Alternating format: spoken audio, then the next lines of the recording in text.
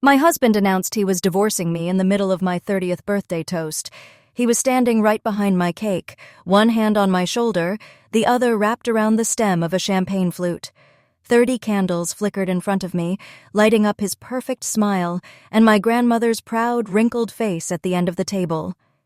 "To new beginnings," he said. "For both of us." Everyone laughed, raised their glasses, leaned in with their phones. I did not understand that sentence until he cleared his throat, squeezed my shoulder like he was steadying me, and said, "I am filing for divorce." The room went silent so fast the music seemed to choke. My cousin's phone slipped out of her hand and clattered on the hardwood.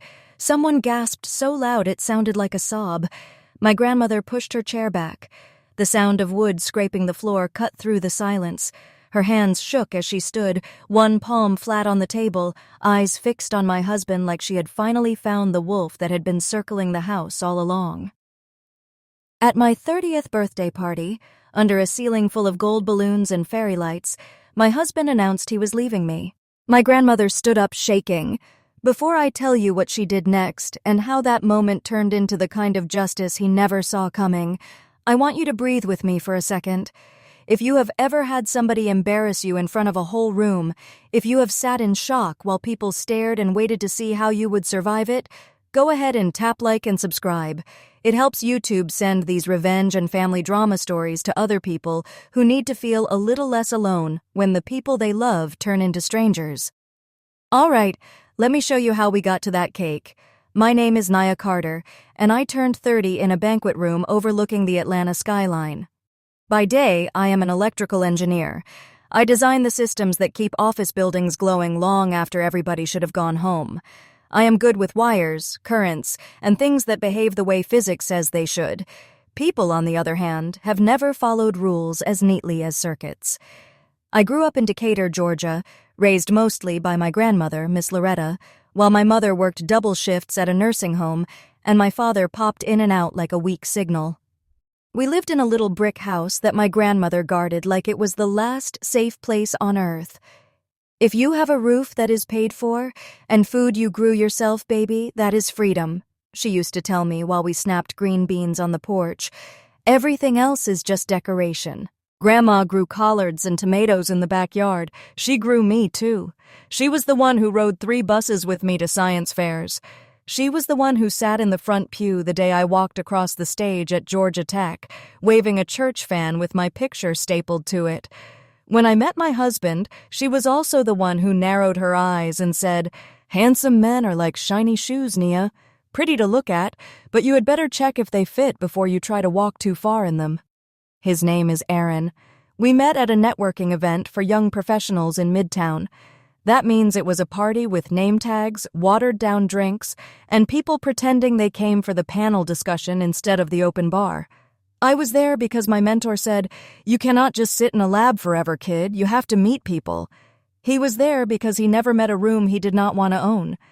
Aaron had that easy, light-up-a-space energy that makes people move toward him without even realizing it. Tall, deep brown skin, sharp jaw, suit that fit like it had made a promise to his body. He worked in commercial real estate development, which he explained like it was a calling. "I do not just sell buildings," he told me that first night. "I shape cities." I remember laughing, tilting my head, clinking my plastic cup against his glass. "Oh, so you are one of the people I blame when traffic gets worse," I said. He loved that. "You are funny," he said. "What do you do?" I told him. His eyes lit up for real. "An engineer," he said. "I like that. I need someone in my life who understands foundations." That line should have told me exactly who he was. Aaron loved structures, but he loved being the one who decided what went on top of them even more. We fell in love fast, or at least I thought we did. We went from drinks to dinners to weekends away. He sent flowers to my office, just because. He listened when I talked about circuits and code, even though I knew half of it sounded like a foreign language. He called my grandmother Miss Loretta and brought her sweet potato pie from his favorite bakery because he was too honest to pretend he could compete with hers. The first time I brought him home, Grandma watched him the way she watched the evening news, interested but suspicious. He walked in carrying a bouquet of lilies and a bottle of sparkling cider. "Miss Loretta, it is so good to finally meet you," he said, leaning down to kiss her cheek. "Nia talks about you all the time." Grandma looked him up and down, from his polished shoes to his close-faded haircut. "Well," she said, "she talks about you some. Sit down now and help me finish these greens. Fancy hands can still pick stems." He laughed and obeyed, rolling up his sleeves just enough to show the expensive watch on his wrist. Later that night, after he left, she sat on the edge of my bed while I changed into an old t-shirt. "He is charming," she said. I smiled so hard my cheeks hurt. "Right?" She nodded slowly. "Charm is like sugar," she said. "Sweet to taste, but it does not build bones. You watch how he acts when he does not have an audience." For a while, he was the same in private as he was in public. He cooked with me, played cards with Grandma, rubbed my feet after long days in the lab. He told me his dreams about building mixed-use developments and community centers in neighborhoods that looked like the one I had grown up in. "It is not about pushing people out," he would say. "It is about lifting everybody." I wanted to believe him. Grandma stayed quiet. When he asked me to marry him, it was on the Beltline at sunset, with a small band playing behind us and a photographer friend just happening to be there. He dropped to one knee, pulled out a ring that sparkled like a small star, and said, "Nia Carter, I want to build forever with you. Say yes, and let us design the life we deserve." My brain knew the moment was staged. My heart did not care. I said yes, and the tiny crowd around us cheered. Grandma hugged me so tight afterward, I could feel her ribs. "I am happy if you are happy," she said into my hair. "But before you walk down that aisle, we need to talk about paper." I thought she meant invitations. She meant a prenuptial agreement. In our community, people talk about prenups like they are curses, like you are inviting divorce into your house before you even say "I do." Grandma did not see it that way. She sat me down at her kitchen table, the one with the scar in the middle from when my uncle had dropped a hot pot on it back in 1992, and slid a folder toward me. "These are your student loan statements," she said. "And this is the title to this house. And these are the documents from that little portfolio you have been pretending is not a big deal." I blinked. "Grandma, what?" She gave me a look. "You think I did not know you have been buying stocks instead of shoes?" she asked. "You got that from me. I have been proud of you in silence so you would not get embarrassed. But we are not going to be silent now." It turned out my name was already on the deed to her house. She had added me years ago, just in case. She had also opened a small investment account for me when I was born with the money she got from a settlement after a bus accident. It was not huge, but it had grown. "You have something," she said. "It might not look like much to people who think wealth is only yachts and marble floors, but it is yours. I am not going to watch you walk into a marriage where somebody can take half of what I sweated out of my bones." I loved Aaron. I also trusted my grandmother like I trusted gravity, so I brought it up. "A prenup?" he repeated, eyebrows jumping. We were in his apartment, sitting on the couch with wedding magazines spread around us. "It is not that I do not trust you," I said quickly. "It is just, Grandma wants to make sure her house stays in the family, and I have some investments she helped me start. It is more about protecting that than about us." He leaned back, watching me. "So you want to spell out what happens if we do not work?" he asked. "I want to spell out what happens if life goes sideways," I said. "You always talk about having a plan. This is a plan." "A boring legal plan." He was quiet long enough that my stomach started to curl in on itself. Then he sighed. "Honestly, it stings," he said. "Feels like you think I am coming for your grandma's little house." "Her house is not little," I said automatically. "And you are the one who is always talking about being smart with assets. This is us being smart."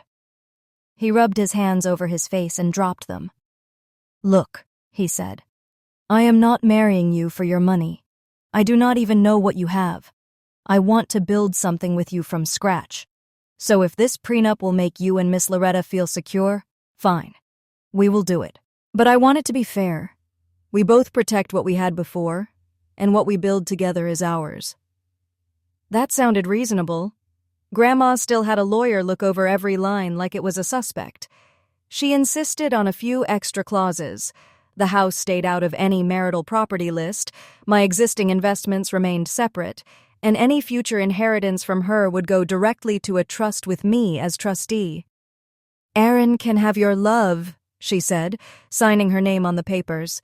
"He does not need my bricks." Aaron signed too, jaw set, charm turned down to a low simmer. The lawyer, a calm black woman with sharp eyes, slid the pages into a folder and smiled at me. "You are protecting yourself," she said. "That is not unromantic. That is responsible." I believed her. What none of us knew then was that those papers would become my shield on the night Aaron decided to turn my birthday party into a spectacle. The cracks in our marriage started small. Hairline fractures only a woman who built circuits for a living would notice. At first, it was the way he talked about his work. "This deal is going to change everything," he would say, pacing our kitchen with his phone glued to his ear. "Once this project hits, we will finally be in the circles we deserve." The circles he thought we deserved were whiter, richer, and more ruthless than any room my grandmother ever wanted me in. Then it was the hours. He had always worked late, but now late became "I will be home after this drinks meeting," which became "do not wait up." Weekends disappeared into site visits and client retreats. He still posted pictures of us on social media every now and then, smiling at galas or charity events, but those moments felt more like press opportunities than memories. My grandmother watched all of this with that same quiet suspicion. "He is spinning," she said one Sunday afternoon, when he could not make it to dinner for the third week in a row. "You better make sure you are not the thing he lets go of when he is dizzy." I defended him. "He is working hard," I said, rinsing dishes in her sink. "He wants to give us a good life." "Good lives do not make you forget who is holding your hand," she said. I did not want to hear that. Then came the messages. I was not snooping, I was cleaning. Aaron had dropped his phone on the bed and hopped into the shower. We were getting ready for a charity event that night, one of those hotel ballroom nights that smelled like perfume and money. I went to move his phone so I could iron his shirt. A banner popped up on the screen. "You sure she still has no idea?" My chest tightened. I knew I should have put the phone down. I did not. I tapped the message. It opened a thread with a contact named Jay. Jay. "You sure she still has no idea?" Aaron. "Trust me, she is too busy being perfect." Jay. "You wild for making the announcement at the party, though." Aaron. "Exactly. Clean, public, no chance for her to spin it. Everybody hears it once. Then I am out." Jay. "You know her grandma might swing on you, right?" Aaron. "She is old.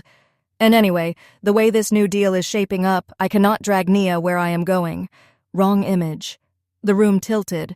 For a second, all I could hear was the hiss of the shower and my own heartbeat. Announcement. Party. Out. I scrolled up, hands shaking. There were more messages. Talk about aligning with someone whose background matches the brand. References to the investor's daughter he had been spending time with at work dinners. A picture that made bile burn the back of my throat.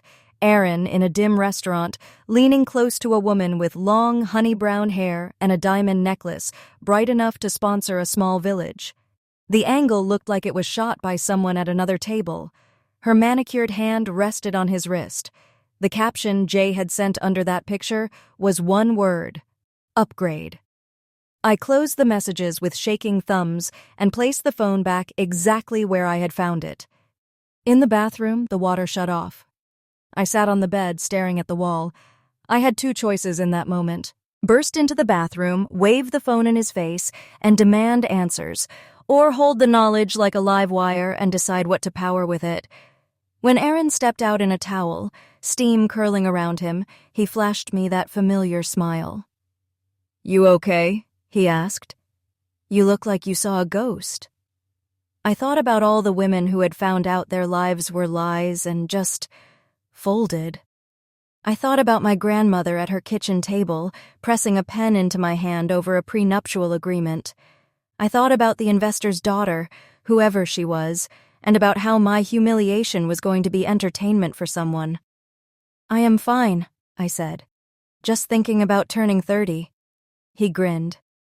"You are going to look 25 forever," he said. "Trust me, by the time your birthday party hits, I will have something huge to announce. It will change everything." I swallowed. "I bet it will," I said. He did not hear the way my voice cracked in the middle. He was too busy checking his reflection. For the next 2 weeks, I watched my life like it was a movie I could not pause. Aaron threw himself into planning my birthday party with an intensity that would have been flattering if I did not know what it was really for. He booked a rooftop banquet room downtown, hired a live band, ordered a custom cake with 30 and thriving written in rose gold icing. He invited everyone, my coworkers, his colleagues, my cousins, his fraternity brothers, church friends, people whose only connection to me was a mutual follow on Instagram. "If you are going to step into a new decade, you should do it in front of witnesses," he said, kissing my forehead. "You are doing a lot," I said. "We do not need all this." "Nia, stop," he said. "You work hard. You deserve to be celebrated. Let me handle this. Just show up looking like the blessing you are." I smiled because that is what a good wife is trained to do. Inside, I was cataloging every detail. I saved screenshots of the messages on my own phone and backed them up to my email. I quietly called the lawyer who had handled our prenup. "Can you look over something for me?" I asked. She heard the tremor underneath my voice and did not ask too many questions. "Send me what you have," she said. "And Nia?" "Yes?" "Whatever is happening, you are not crazy." I cried after that call, alone in my car in the parking lot at work. It was not the first time I had cried over Aaron. It was the first time the tears felt like they were washing something off my eyes instead of drowning me. When I told Grandma I suspected something, she did not say, "I told you so." She sat very still, folded her hands, and asked, "How sure are you?" "Sure enough," I said. "Did he put his hands on you?" "No." "Did he empty your accounts?" "Not yet." "Then you are still holding cards," she said. "The worst thing you can do when somebody is set on hurting you is hand them your power by reacting exactly how they want." "What if he stands up at that party and says it in front of everyone?" I whispered. "How am I supposed to take that?" She looked me dead in my eyes. "If that boy tries to play you like a fool at your own party, you make sure the story that leaves that room is not the one he wanted to tell," she said. "You hear me? You do not have to scream. You do not have to cry. You just have to stand on what you know." "What if I fall apart?"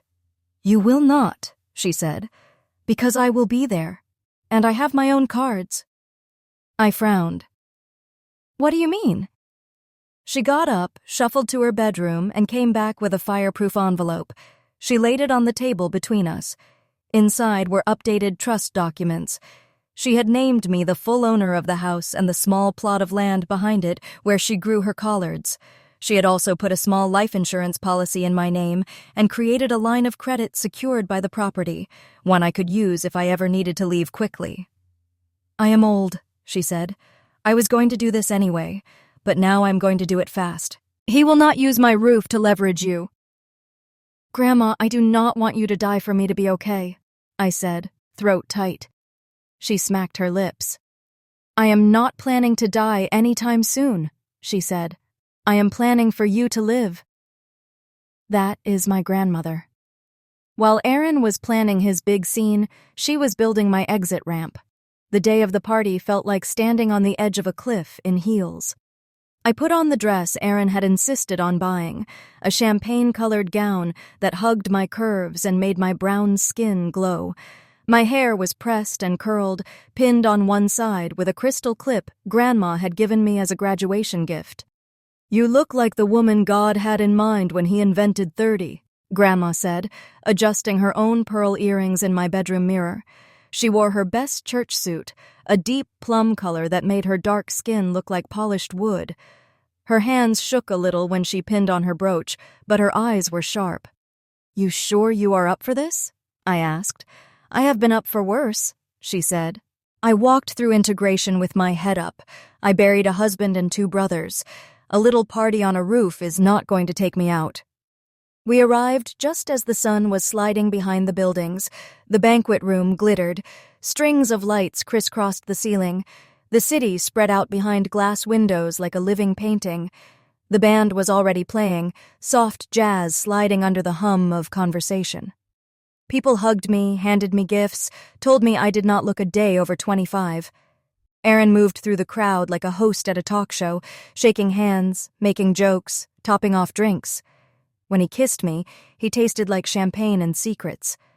At one point, I stepped aside to catch my breath and saw him across the room talking to a woman in a silver dress. My stomach clenched until she turned and I recognized her as one of his co-workers, not the investor's daughter. I realized how jumpy I had become. Near the dessert table, my cousin Jada whispered, "Girl, this party is like something off television. Aaron went all out." "Yeah," I said, smoothing my dress. "He always does everything big. Especially betrayal, apparently." Grandma sat at a table near the front. Her cane leaned against her chair, a glass of water in front of her instead of champagne. Her eyes followed Aaron whenever he moved. The band shifted into a brighter song. People started calling for a speech. "Speech! Speech!" Aaron grinned, held up his hand, and tapped a knife lightly against a glass. The ringing cut through the chatter. "All right now," he said. "If I do not say something, my wife is going to accuse me of being all decoration and no depth." People laughed. He hooked an arm around my waist and pulled me close, facing the crowd. I could feel the tension in his body like a wire. "Nia," he said, voice suddenly softer. "When I met you, I thought I was just getting a beautiful woman with a scary, smart brain. I had no idea I was getting free tech support, a tax deduction, and the best collard greens this side of the Mason-Dixon." Laughter again, warm, easy. Grandma smiled without showing teeth. "In all seriousness," he went on, "you are the most loyal, hard-working, disciplined person I know. You ground me. You have held me down while I chased some crazy ideas, and you have supported me through things that would have had other women packing their bags. I will always honor that." My eyes burned. He could have stopped there. If he had stopped there, this would be a different story. He did not. He inhaled, gripped my shoulder, and said, "But sometimes, the best way to honor a person you love is to be honest about when your paths are no longer aligned." The air changed. It was like the whole room inhaled with him. "Nia," he said, and now his voice was carrying, meant for the whole room. "I care about you deeply. I always will. But I am not in love with you anymore. We have been moving in different directions for a while, and I have been doing a lot of soul-searching. I have decided it is time for us to end this marriage." He lifted his glass. "I am filing for divorce." The words fell into the room like a stack of plates shattering. I heard someone curse under their breath. The band stopped mid-note. My cousin Jada yelled, "What?" I went very still. I felt everyone looking at me. I also felt my grandmother move before I saw her. Her chair scraped back. She gripped the table, pushed herself to her feet, and stood up shaking. "Sit down, Aaron," she said. Her voice was not loud. It did not have to be. Silence snapped into place. My husband blinked, still holding his glass halfway in the air. "Miss Loretta, I said sit down," she repeated. "You can stand up again when you decide to act like a man and not a show pony." A ripple of nervous laughter moved through the room. Aaron frowned. "Miss Loretta, this is between Nia and me," he said. "I know it is shocking, but I wanted to be transparent. I did not want there to be gossip. This is about us going our separate ways with respect." "You do not know the meaning of that word," Grandma said. She pointed her cane at the floor in front of the cake table. "Sit," she said again. "Both of you." I moved first, because I would always listen to her before I listened to my own panic. Aaron hesitated, then sat on the edge of the small stage like a kid called to the principal's office. Grandma turned, slowly, using her cane for balance, and addressed the room. "I am sorry y'all had to hear foolishness at my grandbaby's party," she said. "I did not dress up and ride this elevator for that, but since we are here now, and since he felt bold enough to bring private business into a public space, I am going to say a few words." She looked at me. "Nia, baby, you hold your head up," she said. "You did not fail at anything tonight. When someone walks out on you, that is not a reflection of your worth. That is a reflection of their capacity." My throat closed. Tears spilled hot down my cheeks. Grandma turned back to Aaron. "As for you," she said, "you are not going to stand up here and act like you are doing her a favor by leaving. You have been leaving in pieces for months. You just finally worked up the nerve to say it out loud." He opened his mouth. She held up her hand. "And you will not make it sound like my baby is going to be out here lost and broken," she continued. "You did not make her. You do not own her. You signed papers before you married her that say exactly that." A murmur ran through the crowd. I saw a few heads tilt. Papers. Grandma took a breath, steadied herself on her cane, and made her way toward me. From her purse, she pulled out a small envelope. "I brought this because I had a feeling you might try something cute," she said to Aaron. "You got a pattern, son. You like big gestures. So do I." She pressed the envelope into my hand. "Baby, read that first line out loud," she said, "so everybody understands what kind of foundation you are standing on as you walk through whatever comes next." My hands shook as I opened it. Inside was a copy of the first page of our prenuptial agreement. Grandma had highlighted one sentence in yellow. I cleared my throat and read, "In the event of dissolution of the marriage, each party shall retain sole ownership of the separate property currently held in their individual names, including but not limited to real estate, investment accounts, and future inheritance trusts designated prior to the marriage." Grandma smiled, small and sharp. "In plain English," she said to the room, "that means this man cannot touch her grandmother's house, cannot touch her investments, and cannot touch a dime of what I plan to leave her when I close my eyes. He is leaving with the same pockets he walked in with, minus what she already helped him build." Aaron's jaw clenched. "Miss Loretta, I never—" "Do not lie," she snapped. "Not here. You are free to go. You are not free to rewrite history on your way out." She turned back to me. "And Nia, listen to me," she said. "If he is big and bad enough to announce his exit in front of everybody, you better be big and brave enough to live your life without shrinking. You hear me?" I nodded, tears streaming. She patted my cheek, then lifted her chin and addressed the crowd again. "Now," she said, "the band is still getting paid. The food is still good. My granddaughter is still fine as wine. If you came here to celebrate her, you are welcome to stay. If you came here for drama, you have already got your ticket's worth. Choose." There was a beat of suspended breath. Then my cousin Jada yelled, "Play that Frankie Beverly, y'all." Laughter broke the tension. The band, bless their souls, eased into a familiar feel-good song. People shifted, whispered, made decisions. Some of Aaron's colleagues slipped out quietly, clutching their jackets like shields. Most of my family stayed. Aaron sat frozen for a long moment, then leaned in and hissed in my ear, "You think this is cute?" I turned my head slowly. "No," I said, "but it is honest." He stood, straightened his jacket, set his glass down so hard it sloshed, and walked out of the room without another word. The investor's daughter was not there, but his reputation was, and it had just taken a hit it would not fully recover from. If you are watching this and your heart is pounding because you have seen a man embarrass a woman just to look powerful, breathe with me for a second. This is the part of the story where it would be easy to stop. Party ruined, marriage over, sad music. But around here, we do not stop at humiliation. We follow it through to consequences. So if you want those consequences to keep rolling in, do me a kindness and hit like and subscribe.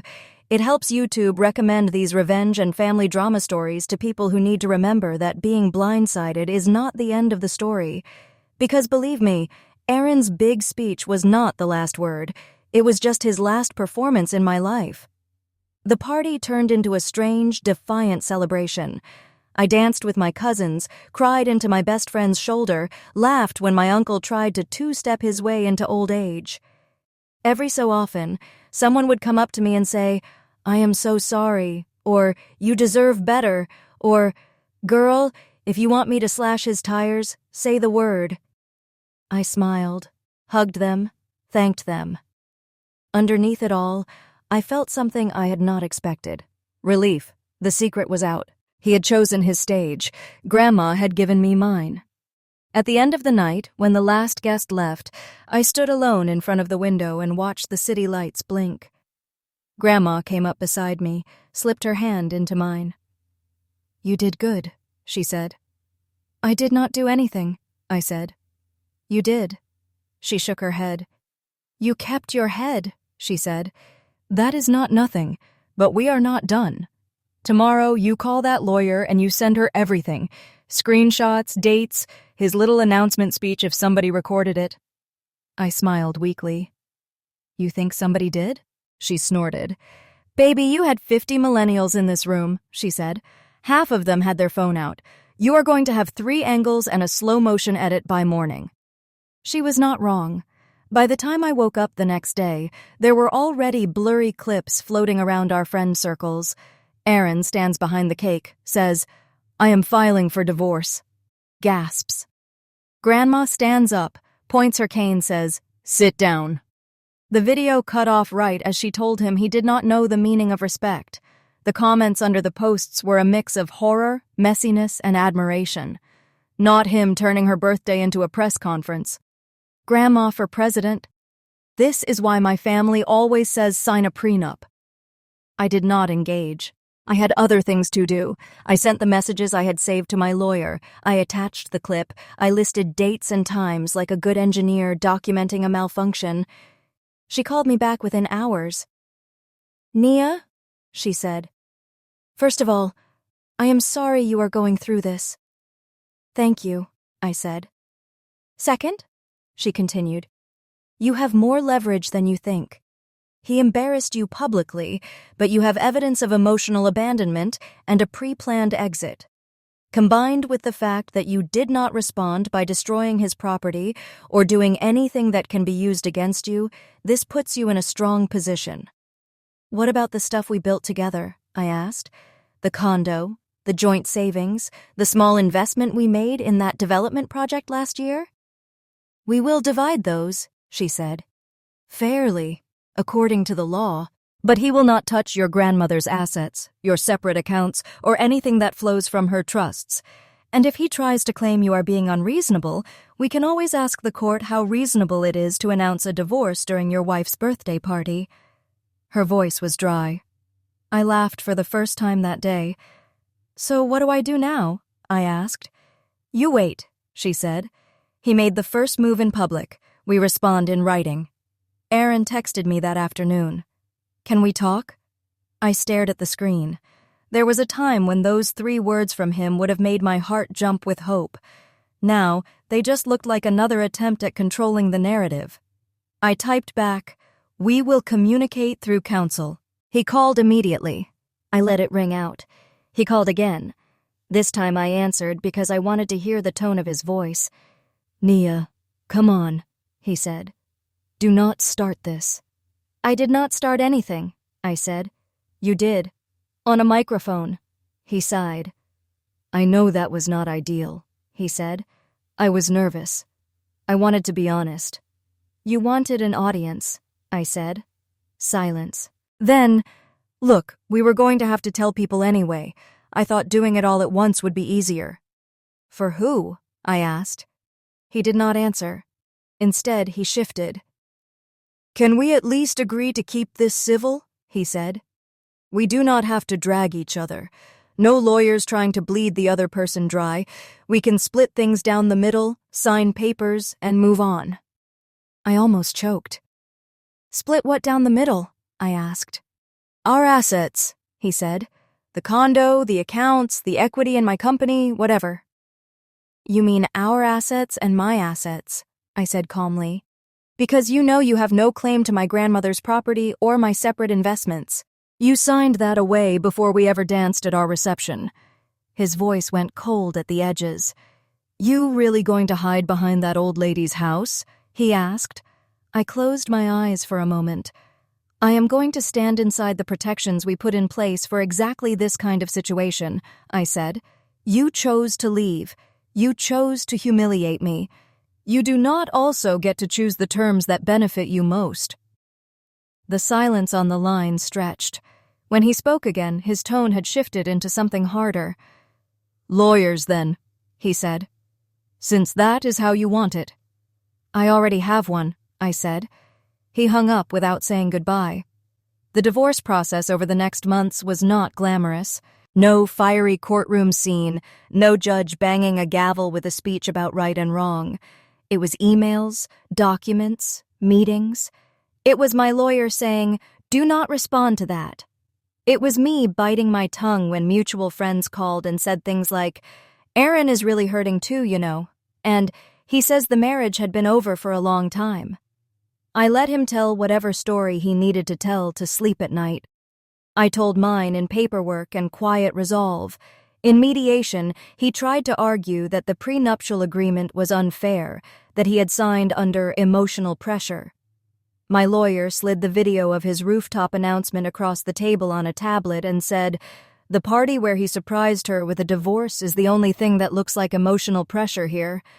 The mediator's eyebrows climbed. Aaron stared at the screen and said nothing. We divided the condo. He fought for a larger share because his name was on the mortgage, even though my salary had carried us through his lean months. I let him have more of the equity in the condo in exchange for full ownership of our small investment in a mixed-use development his company had been working on. He smirked when we signed that. "You sure you want that?" he asked. "You hate what I do for a living." "I do not hate it," I said. "I hate how you do it. I can be a silent investor if I want." He shrugged. "Just do not come crying to me when the market shifts," he said. A year later, that particular development blew up in a zoning scandal. I lost some money. He lost a promotion and a large chunk of his reputation. Karma is not always clean, but it is creative. What mattered more, though, was what I kept. I kept my grandmother's house, fully in my name, with the little backyard that smelled like earth and memory. I kept the investment accounts she had started for me. I kept my grandmother herself for a while longer, and I kept my dignity. 6 months after the divorce was finalized, my grandmother had a stroke. It was a small one, the doctors said, a warning. She came home from the hospital slower, with a slight drag in her left leg and more frequent pauses in her sentences. "I am not done yet," she told me, lying in her bed under the quilt her own mother had made.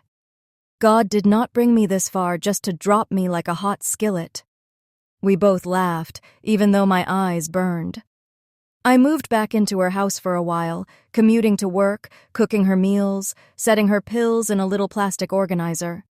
One evening, as we watched the local news, a story came on about a luxury development project being delayed due to internal restructuring at the real estate firm, Aaron's former firm. His name did not appear in the segment, but I knew. "Look at that," Grandma said softly. "Looks like the ground was not as solid under him as he thought." I shrugged. "I do not wish him harm," I said. "Me neither," she said, "but I do wish you peace, and sometimes those come in the same package." She reached over, squeezed my hand. "Have you forgiven him yet?" she asked. I thought about that rooftop, his hand on my shoulder, his voice announcing my humiliation like it was a gift. "I am working on it," I said. "Good," she said. "Forgiveness is for you, not for him, but do not hurry it on my account. Take your time. Just do not let what he did make your heart hard." "I will try," I said. She nodded, eyes already drifting toward sleep. "Promise me one thing," she whispered. "Anything." "If you ever throw another party," she said, lips twitching, "make sure the only announcement is your joy." I laughed through my tears. "I can do that," I said. Now, when I tell this story into my little microphone, Sitting at my grandmother's old kitchen table with a cheap ring light and a laptop, I think about all the women watching who have been ambushed by people they trusted. I think about the ones who did not have a Miss Loretta in their corner with a cane and a copy of a prenuptial agreement in her purse. I think about how close I came to giving up everything my grandmother built because I believed being a good wife meant letting a man decide how my story should be told. I will not do that again. If you are still here with me, and there is a part of you that needs to reclaim your own narrative, consider this your sign. Hit like and subscribe, not just for me, but to help YouTube push these revenge stories and family drama stories to other people who are one bold decision away from getting their power back. As for Aaron, the last time I saw him was at a grocery store, of all places. He was pushing a cart with a toddler in the front seat, a little girl with his eyes and curls so soft they looked like they might float away. The woman beside him was the investor's daughter. I recognized her from that restaurant picture. They looked tired, not miserable, not ecstatic, just regular tired. He saw me near the produce section. For a second, his face went blank, like he was trying to place how he knew me. Then recognition dawned. "Nia," he said. I smiled, small and polite. "Aaron," I said. "Hello." His daughter waved a chubby hand at me. "Hi," she chirped. "Hello, sweetheart," I said. His partner glanced between us, curiosity flickering across her face. He cleared his throat. "How have you been?" he asked. "Grounded," I said. "Busy. Good." He nodded. "That is good," he said. "You look happy." I looked at his hand on the cart, the grocery list crumpled in his fist, the slight tension around his eyes. "I am," I said. "I hope you are too." We stood there for a heartbeat, two people who had once shared a bed and a life, now just acquaintances in front of the avocados. "Take care, Nia," he said. "You too," I replied. I walked away, basket on my arm, and felt nothing twist in my chest. No longing, no rage, just gratitude. Gratitude for a grandmother who stood up shaking so I would not have to collapse. Gratitude for a set of papers that turned out to be armor. Gratitude for the girl I had been at 25, who listened when an old woman talked about foundations. When I got home, Grandma was napping in her chair, the evening light spilling across her face. I kissed her forehead. "What was that for?" she mumbled, eyes still closed. "For the promised land," I said. She cracked one eye open. "This little house?" she asked, amused. "This little house," I said, "and the woman in it." She smiled, satisfied, and drifted back to sleep. That night, I sat at this same table, opened my laptop, and told you this story. Not because my husband left me, but because my grandmother stayed.